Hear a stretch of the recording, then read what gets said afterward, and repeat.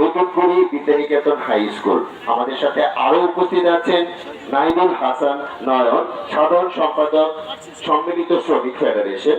সেই সাথে আমাদের সাথে উপস্থিত আছেন advocate Mohammad Faruk Hossain, campaign coordinator task প্রকল্প। আজকের এই প্রকল্পের প্রজেক্ট কোঅর্ডিনেটর আমাদের সাথে উপস্থিত আছেন। সেই সাথে উপস্থিত আছেন সম্মিলিত শ্রমিক ফেডারেশনের সকল নেতৃবৃন্দ। সেই সাথে উপস্থিত আছেন সেফটি এন্ড রাইট সোসাইটির সকল কর্মীবৃন্দ আজকে উপস্থিত আছেন, এবং সেই সাথে সকল শ্রমিক ভাই ও বোনরা যারা উপস্থিত আছেন সকলকে আন্তর্জাতিক শ্রমিক দিবসের শুভেচ্ছা এবং অভিনন্দন জানাচ্ছি। সকলের জন্যই সকলে আমরা একটা করতালি দিচ্ছি।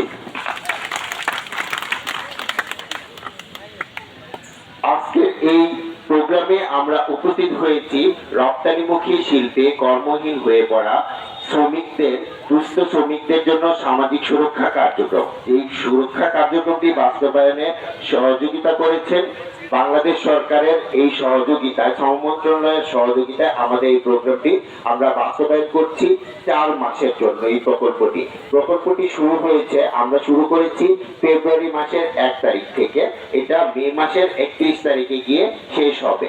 তো আমাদের এই কার্যক্রমের একটি অংশ, আমরা এখন পর্যন্ত এই কার্যক্রমে আমরা 5টি পিয়ার সাপোর্ট গ্রুপ করেছি, যেটা হাজারীবাগে 2টি করেছি, হেমায়তপুর ট্যানারিতে শ্রমিকদেরকে নিয়ে 2টি লিডার গ্রুপ করেছি, এবং আশুলিয়াতে এখানে উপস্থিত আছেন সেই রকম 20 জন লিডার, যাদেরকে ট্রেনিং করিয়ে আমরা একটি পিয়ার গ্রুপ সাপোর্ট করেছি। হাজারীবাগে আজকের এই সমাবেশের মতো আমরা একটি কমিটি সমাবেশ করেছি, যেখানে হাজারীবাগের 40 জন পিয়ার লিডার এখানে অংশগ্রহণের মাধ্যমে শ্রমিকদেরকে আমাদের এই কমিটি সমাবেশে নিয়ে আসছে।